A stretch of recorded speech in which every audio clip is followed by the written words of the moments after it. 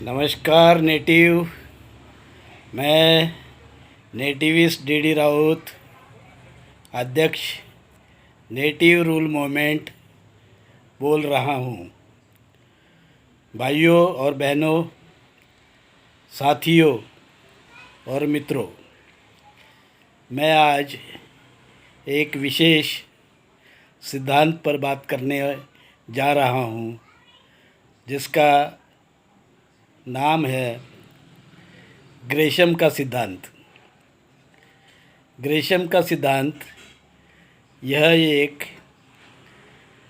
आर्थिक सिद्धांत है जो पैसे के बारे में है।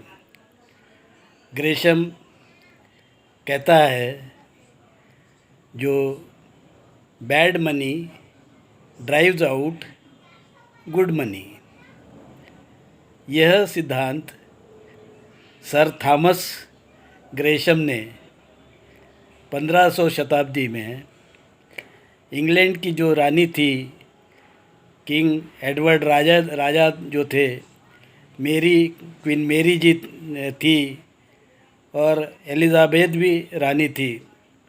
उस समय में उसने ये सिद्धांत इंग्लैंड के जो राजा थे, रानी थी, उनको ये सिद्धांत बताया था। हालांकि ये कहीं लिखा हुआ नहीं है, पर सर थॉमस ग्रेशम के नाम से ये सिद्धांत जो है इकोनॉमिक्स में ज़रूर पढ़ाया जाता है। क्या कहता है ये सिद्धांत? सिद्धांत ये कहता है कि जो बैड मनी है वो धीरे धीरे जो अच्छी मनी है उसे सर्कुलेशन से बाहर कर देती है। इसका मतलब क्या हो गया? इसका मतलब समझ लीजिए कि आप एक सोने का सिक्का है और दूसरा जो सिक्का है, जिन्होंने सोने का पॉलिश लगाकर एक सिक्का बनाया है, असल में वो समझ लीजिए चांदी का है सिक्का, पर उसको सोने का पॉलिश चढ़ाया गया और दोनों का वैल्यू तो एक ही है। समझ लीजिए दोनों का सिक्का $1 का सिक्का है, तो उसका वैल्यू एक जैसा ही है। पर जो असली क्या है, जो खरे सोने का सिक्का है वो असली है, और पॉलिश किया हुआ सिक्का क्या है, चांदी का है और उसको सोने का पॉलिश किया गया है, और वो सिक्के का दाम भी सर्कुलेशन में मार्केट में $1 है, तो वो है खोटा सिक्का। अब क्या होगा, खोटे सिक्के जो है धीरे धीरे जो क्या करेंगे, वो खोटे सिक्के, जो खरा सिक्का है, असली सिक्का है, उसको मार्केट से बाहर कर देंगे। क्यों बाहर कर देंगे? क्योंकि खोटे सिक्के चलाना ये जो है लोगों की आदत होती है। अब आदत क्या है कि खोटे सिक्के चलाओ। जो भी आदमी होगा अपने पास उसका जो खोटा सिक्का होगा, उसको मालूम अगर पड़ता है कि ये मेरे पास में खोटा सिक्का आया है, तो वो जो है क्या करेगा, जो असली सिक्का है उसको वो अपने पास में रख देगा।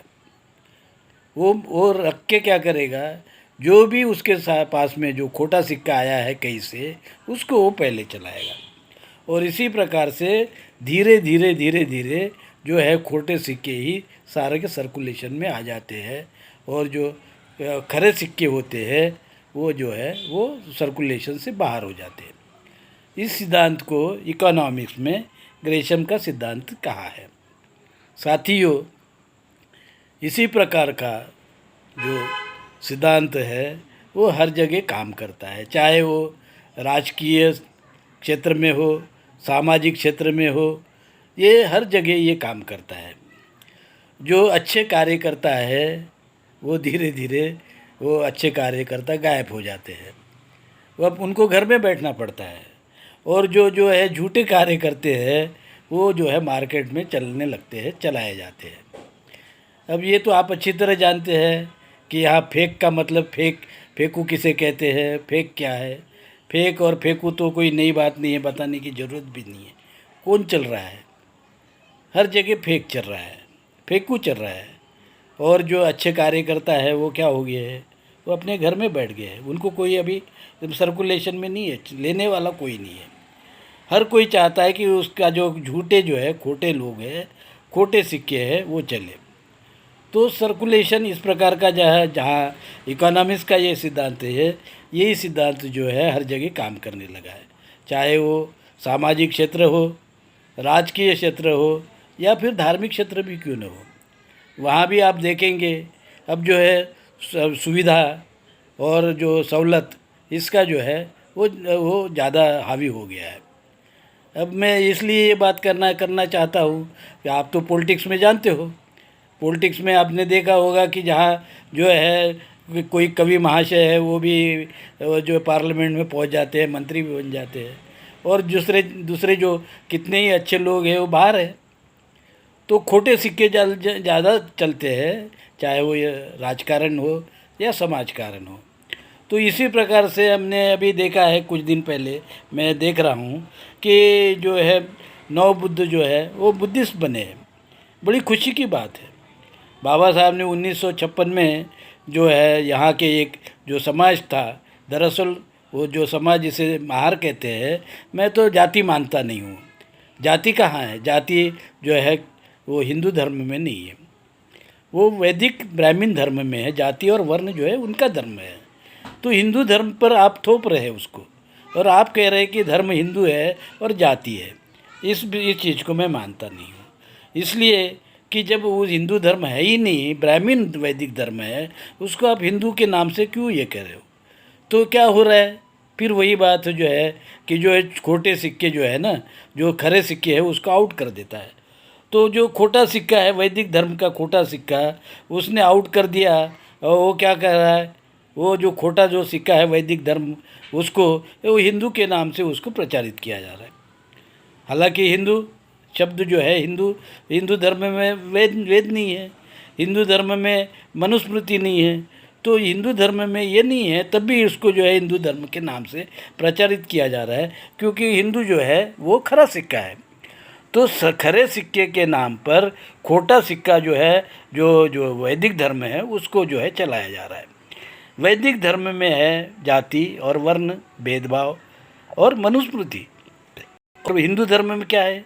हिंदू धर्म में तो उस ब्राह्मण आने के पहले इस देश का धर्म था हिंदू धर्म। वो हिंदू धर्म नाम भी है, हिंदुस्तान इस देश का नाम भी है। तो ये देश में हिंदू धर्म जो है वो तो ब्राह्मण आने के पहले ही था, लोक धर्म था। उस लोक धर्म को, सच्चे हिंदू धर्म को, जहाँ वे जाति और वर्ण नहीं है, उसके नाम से जो है खोटा सिक्का, वैदिक धर्म का खोटा सिक्का जो है चलाया जा रहा है, वो हिंदू धर्म के नाम से।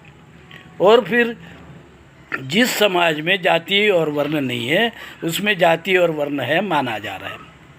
अब यही ले लीजिए कि जो है महार समाज है, एक जाति है, मानते हैं। क्यों मानते हैं भाई? जब आप हिंदू है, आप वैदिक ब्राह्मण धर्मी नहीं है, और हिंदू धर्म में वैदिक ब्राह्मण आने के पहले कोई वर्ण और जात नहीं था, तो फिर जो है महार नाम की जात ये कहाँ से आ गई?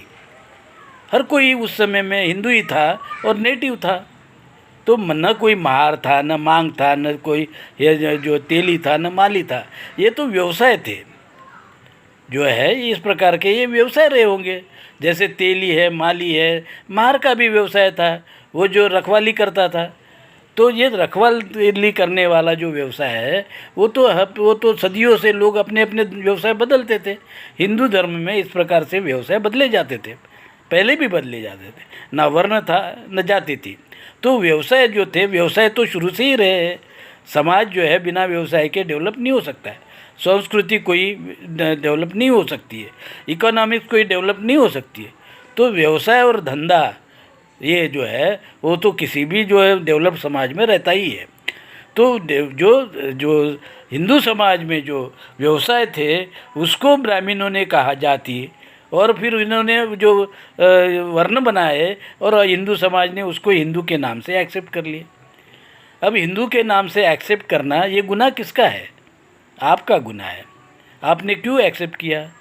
जबकि ये जो आपको गुनाह एक्सेप्ट करने के लिए मजबूर तो कोई नहीं कर सकता था। उनकी संख्या क्या थी? विदेशी ब्राह्मणों की संख्या केवल 3 है। 100 में केवल 3 है, और वो आप अगर मानते हो तो गुनहगार तो आप है। आप तो 97% थे, वो आपने कैसे मान लिया भाई? तो इसलिए मान लिया कि आप जिस समय में उसको विरोध करना चाहिए उस समय में आप विरोध करते नहीं हैं। जिस समय में आपको हथियार उठाना चाहिए आप हथियार उठाते नहीं। जिस समय में आप उनको मारना चाहिए, भगाना चाहिए, आप भगाते नहीं। बाद में जो है वो चिल्लाते रहते हैं कि भगाओ भगाओ, मारो मारो, वगैरह वगैरह। तो इस प्रकार का जो है समय पे हम लोग अगर काम नहीं करते हैं तो क्या होता है, वो कॉन्स्टिपेशन हो जाता है। अब कॉन्स्टिपेशन तो आप जानते ही है कि समय पे खाएंगे नहीं, समय पे अगर टॉयलेट जाएंगे नहीं तो धीरे धीरे धीरे धीरे जो है मल जमा होता है पेट में और उसका कॉन्स्टिपेशन बन जाता है। बाहर निकलने में बहुत तकलीफ होती है। तो इस प्रकार का जो है कॉन्स्टिपेशन बन गया है जो वैदिक ब्राह्मण धर्म है, और वो वैदिक ब्राह्मण धर्म हिंदू समाज से निकलने में बड़ी दिक्कत आ रही है। ये एक बात होगी। दूसरी बात क्या होगी? दूसरी बात ये हो रही है कि जब परिवर्तन की कुछ लहर चली इस देश में और डॉक्टर बाबा साहब आम्बेडकर ने जो है बौद्ध धर्म स्वीकारा, तो उसके बाद में ये ऐसा लगता था कि शायद इस देश में बहुत बड़ी क्रांति होने जा रही है। पर ऐसा क्यों नहीं हुआ? क्रांति नहीं हो सकी। क्यों नहीं हो सकी? क्योंकि क्रांति में जो है हमको कुछ रिस्क लेना पड़ता है। अब रिस्क लेने की हमारी तैयारी नहीं है। रिस्क क्या थी? रिस्क ये थी कि अगर हम बौद्ध धर्म स्वीकारते हैं तो हमको जो है पूरे मन से स्वीकारना पड़ेगा। पूरे मन से स्वीकार कर ये कहना पड़ेगा कि हमको कोई जो है सहूलतियाँ नहीं चाहिए, हमको किसी प्रकार की जो है भीख नहीं चाहिए। हम अपने बलबूते पे, अपने कदम पे हम खड़े होने के लिए तैयार है। तो ये हम जो है जब करेंगे नहीं तो कोई जो है ऐसी क्रांति नहीं हो सकती इस समाज में। धीरे धीरे क्या हो गया? धीरे धीरे ये हो गया कि जो है बौद्ध धर्म में भी लोग कहने लगे कि भाई कुछ सहूलतें मिल रही है, सुविधा मिल रही है। तो जो पुरानी जो है महार नाम की जो जाति व्यवस्था में जो महार यस्सी के लिस्ट में आता है उसको जो है कायम रखा जाए, वो बताया जाए।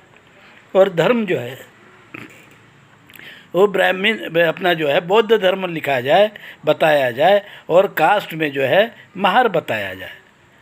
वो कास्ट ये कहते हैं, कास्ट मतलब क्या है? तो कास्ट की अनुसूची है कहते हैं, अनुसूची। ठीक है, अनुसूची है तो क्या हुआ? है तो कास्ट की अनुसूची भाई। अनुसूची तो कहीं कभी है कास्ट की नहीं है, ऐसा तो नहीं कहा है। तो कास्ट की अनुसूची है तो कास्ट है। कास्ट की अनुसूची में कास्ट नहीं है ऐसा कभी हो सकता है क्या? ट्राइब की अनुसूची में ट्राइब नहीं हो, ऐसा हो सकता है क्या? ट्राइबल की कास्ट है। तो कास्ट अनुसूची में कास्ट नहीं होती कहना, ये तो मुझे लगता है मतलब हम जानबूझकर जो है अंधे होने की हम कोशिश कर रहे हैं। आँख है पर हम देखना नहीं चाहते, समझना नहीं चाहते, इस प्रकार की बात हो जाएगी। तो अनुसूचित जो लिस्ट है शेड्यूल ट्राइब और शेड्यूल कास्ट की, जिसे अनुसूची कहते हैं, जो शेड्यूल कहते हैं, वो भी कुछ नहीं है। वो एक जो है कास्ट की जो है लिस्ट है। लिस्ट है तो कास्ट है। कास्ट नहीं रहेगी तो लिस्ट ही नहीं बनेगी। कैसे लिस्ट बनेगी भाई? तो कास्ट है, कास्ट को अगर मानते हैं आप तो, और कास्ट को मानेंगे और साथ साथ में कहेंगे कि हम बौद्ध भी है, तो ये तो नहीं होगा। ये तो भाई सोई और सहूलत जो है, आप सोई और सहूलत की बात कर रहे हो, तो फिर जो है जो ये ऐसा हो जाएगा कि जो नव बुद्ध जो है वो सुविधा के बौद्ध है ऐसा माना जाएगा। वो सुविधा के बौद्ध है, और जो है इस प्रकार का अगर होता है तो फिर आपकी कास्ट जो है ये बौद्ध धर्म में जो लाना, ये जो है जो ठीक कोई भी जो है जो भी बौद्धिस्ट है उसको जो है नागवार गुजरेगी। आखिर वो कहेगा कि भाई आप तो ठीक है, आप तो बौद्ध है, पर क्या बौद्ध है आप? किस प्रकार के बौद्ध है? तो आप तो कास्ट वाले बौद्ध है और हम तो कास्ट वाले नहीं है, तो हम तो आपसे ऊंचे ही हो गए ना भाई। फिर एक कैसे हो गए? तो बौद्ध में एक नहीं होंगे, एकता नहीं आएगी। एकता लाना है तो सबको जो है बिना कास्ट का बौद्ध बनना पड़ेगा, बिना वर्ण का बौद्ध बनना पड़ेगा। अगर ऐसा नहीं होगा तो बौद्ध में कास्ट आ जाएगी, वर्ण आ जाएगा। जब कास्ट आएगी तो वर्ण भी आ जाएगा, और वर्ण आ जाएगा तो भेदाभेद भी आ जाएगा। तो इस प्रकार से आपको जो है क्रांति के लिए आपकी ये बहुत ही बड़ी बाधा है। और बाबा साहब ने इसको माना और तभी उन्होंने कहा कि भाई मैं तो धर्मांतर कर रहा हूँ, बहुत बड़ा मैं रिस्क ले रहा हूँ, आपको हो सकता है कि आपकी जो है अड़चनें आगे जाके पैदा होगी। उन्होंने कहा मेरे जेब के कोट के जेब में आपकी सुविधा है, पर उसका मतलब ये नहीं है कि आपकी सुविधा कोर्ट के जेब में है जो है, तो इसका मतलब है कि आप पुरानी कास्ट के नाम से जो है सुविधा लो। बाबा साहब ने ये कहा कि जब आत्मसम्मान आज चेंज हो जाएगा, धर्म चेंज हो जाएगा, तो आप जनरल बन जाएंगे। वहाँ न कास्ट होगा न वर्ण होगा, तब आप जो है सोचने के लिए जो है मजबूर हो जाएंगे कि आपको कोई भी सुविधा नहीं मिलेगी और आपको अपना जो है आर्थिक और सामाजिक और धार्मिक उत्थान करने का है। आपके सामने पारसी समाज है, पारसी एक धर्म है। आपके सामने जैन समाज है, जैन एक धर्म है। आपके सामने सिख एक समाज है, ये आपके सामने है। मुस्लिम भी है आपके सामने, क्रिश्चियन भी है। आखिर इन धर्मों में जिनमें जाति और वर्ण नहीं है और उनके लोगों ने जो पहले धर्मांतर किया है, उनको इनके जो सोई और सुविधा का कोई उपयोग नहीं मिला है। क्या उन्होंने धर्मांतर नहीं किया? और उन धर्मांतर किया, और उन्होंने धर्मांतर कर अपना ये सिद्ध कर बताया है कि हमने जो धर्मांतर किया है कोई गुनाह नहीं किया है, कोई गलत नहीं किया है। तो धर्मांतर करने के लिए बाबा साहब ने जब कहा कि आप मेरे कोट के जेब में आपके लिए है, तो आपको जो सिद्ध करना पड़ेगा कि जो है उनका जो बाबा साहब का समाज अपने कदमों पे खड़ा होके जो है ये धर्म को जो है, धर्म में जाति और वर्ण आने नहीं देगा। बौद्ध धर्म में जाति और वर्ण नहीं आने देगा, नहीं तो हो जाएगा क्या कि वही जो हमने आर्थिक एक सिद्धांत जो ग्रेशम का सिद्धांत बताया है, वही सिद्धांत इसमें लागू पड़ेगा। धीरे धीरे धीरे धीरे ये बौद्ध धर्म में अगर एक जाति आती है जात लेके, तो दूसरी भी जाति आएगी जात लेके, तीसरी भी जाति आएगी जात लेके, चौथी भी जाति आएगी जात लेके, और जो है ट्राइबल भी आएंगे, ओबीसी भी आएंगे। वो भी चाहेंगे कि उनका भी जो है जात रखा जाए और जात बताया जाए। तो फिर बुद्ध धर्म में जात तो आ ही जाएगी, वर्ण भी आ जाएगा। तो इसको आपको जो है, और जो सत्ता में बैठे हुए लोग यही चाहते हैं कि ब्राह्मण धर्म में, जो बौद्ध धर्म में ब्राह्मण धर्म जैसा ही वर्ण और जाति आ जाएगी, आना चाहिए। और इसको जो है विश्व में ये रूप देना चाहते भारत में कि ये यहाँ जाति के बगैर कोई भी चीज़ नहीं चल सकती है। तो जो सत्ता में बैठे वो लोग तो चाहते ही है कि इस प्रकार से जाति आ जाए, वर्ण आ जाए। तभी जो है कभी प्रेसिडेंट के नाम से कोई आदेश निकाला जाता है, तो कोई किसी के नाम से आदेश निकाला जाता है, किसी कोर्ट के नाम से आदेश निकाला जाता है, और जो सहूलतें दी जाती है कास्ट बेसिस पे, फिर उसमें जो बौद्ध के धर्म के साथ में उसको जोड़ दिया जाता है, ताकि जो है आप इसमें जो है फंस जाए, इस चक्रव्यूह में फंस जाए, और जाति जो है बौद्ध में है ये आप मान्य कर ले। तो साथियों, आपको ये त्याग तो करना पड़ेगा। आप तो बिना त्याग के आप कोई क्रांति समाज में नहीं ला सकते, भारत में नहीं ला सकते, और ना ही आप क्रांति के अग्रदूत बन सकते हैं। अगर आपको क्रांति के अग्रदूत बनना है तो आपको जो है जातीय वर्ण को लात मारना ही होगा। आप अपनी जाति और वर्ण जो है बौद्ध धर्म में ले जाकर आप कोई भी महान काम नहीं कर रहे हैं।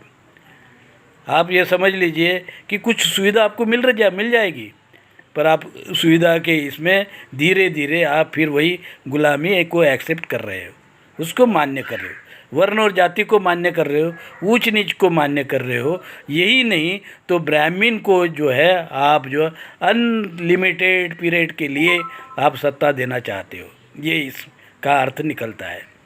क्योंकि आप लड़ना नहीं चाहते। लड़ना चाहते हैं, अगर लड़ना चाहते तो आप ये कहते कि नहीं ब्राह्मण अपना बौद्ध धर्म में कोई जाति वर्ण नहीं है, और साथ साथ में ये नारा भी आप बुलंद करते कि विदेशी ब्राह्मण जो है इस देश को बात छोड़ो, ये कहते तो हम समझते हाँ कि बाबा साहब ने जो आपको आपके ऊपर में कंधे के ऊपर में जो काम दिया है वो जो है आप करने के लिए वाकई सक्षम है। नहीं तो फिर तो आप सुविधा का राजकारण करते रहेंगे, जैसे कि अभी हम देख रहे हैं कि ये सुविधा का राजकारण तो हर जगह हो रहा है। सुविधा का जो राजकारण हो रहा है, सुविधा का समाजकारण हो रहा है, और सुविधा का जो है अर्थकारण भी हो रहा है, और सुविधा का जो है वो धर्म कारण भी हो जाएगा। तो मुझे कहने में बहुत ही तकलीफ़ होगी कि हम कभी भी क्रांति के अग्रदूत नहीं बन सकते। क्रांति ऐसे नहीं आती है। क्रांति आपका जो है त्याग मांगती है। आप क्रांति के लिए आप त्याग करना नहीं चाहते हैं, ये अलग बात है। करना चाहते हैं तो आप सिद्ध करिए। आपको अपनी जात छोड़नी ही होगी। आपको जो है केवल बौद्ध बनना होगा, और ये कुछ समय के लिए आपको जो प्रसव पीड़ा जो होती है, उस प्रकार की भी पीड़ा को आपको सहन करना पड़ेगा। हो सकता है 2-4 साल 10 साल आपको थोड़ी पीड़ा भी हो जाए, पर आप इसको सहन करना पड़ेगा। आपको रूखी सूखी रोटी भी खानी पड़ेगी, कोई बात नहीं। आपको अगर कोई रोज़गारी नहीं देता है, रोज़गार नहीं देता, कोई बात नहीं, मोल मजदूरी कर लीजिए। पर जो है मैं ये कहूँगा कि बौद्ध धर्म को जो है आप कलुषित मत करिए। उसको जो है कलुषित करने के बाद में आप जो फिर वही जो सिस्टम आप इस देश में ला रहे हो, जिसके लिए हम लड़ना चाहते थे, बाबा साहब लड़ना चाहते थे, बुद्ध लड़ना चाहते थे, महावीर लड़ना चाहते थे, हर कोई लड़ना चाहता था, और कोई नहीं चाहता था कि हमको लड़ते समय सुविधा मिले। हम क्यों सुविधा लें? हम लड़ना है, अगर हमको लड़ना है तो 3% विदेशी ब्राह्मण को भगाना कोई बड़ी बात नहीं है भाई। पर सबसे पहले जो है आपको अपना त्याग जो है करना पड़ेगा। त्याग करेंगे तो ही आप क्रांति के अग्रदूत बन पाएंगे। और मैं ये कहूँगा कि ये सिद्धांत जो है ग्रेशम का सिद्धांत सब जगह काम करेगा। नहीं तो ये सिद्धांत काम करेगा। और आप देख रहे हैं कि अच्छे लोग जो है राजकारण से बाहर हो रहे, समाज कारण से बाहर हो रहे, धर्म कारण से बाहर हो रहे, और जो है अब जो फेक है वही राजकारण में अपना जो सत्ता में है वही मंत्री बन रहे हैं। अब कितनी दुख की बात है, अभी क्या कहे इस पे। तो ऐसा लगता है कि यही है, अगर इसी प्रकार का समाज का जो सोच रही, तो धीरे धीरे हमारे जैसे कई लोग जो है सोचेंगे कि घर बैठना ही अच्छा है। क्यों बोले, क्या बोले, किसके लिए बोले? क्योंकि समाज का हर आदमी त्याग नहीं करना चाहेगा तो समाज आगे नहीं बढ़ेगा, कोई क्रांति नहीं होगी। और आप क्रांति के अग्रदूत बनना चाहते हो तो आपको जो है त्याग करना अनिवार्य है। नेटिव रूल मूवमेंट भी यही आपसे उम्मीद करता है, आपके त्याग की उम्मीद करता है। अब आने वाले जो है जो सेंसस हो रहा है उसमें आप बौद्ध ही लिखे, कोई भी जात न लिखे। यही मैं आप सबसे जो है निवेदन करूँगा, मेरी यह अपील है, इसको आप समझिए। और नहीं आप लड़ना चाहते तो कोई बात नहीं है, बहुत खुशी की बात होगी कि आप जो है और 10-20 हज़ार साल जो है जाति के खिलाफ में लड़ने का ढोंग तो कर सकते हैं, पर आप लड़ नहीं सकते। धन्यवाद। जय हिंद, जय नेटिव।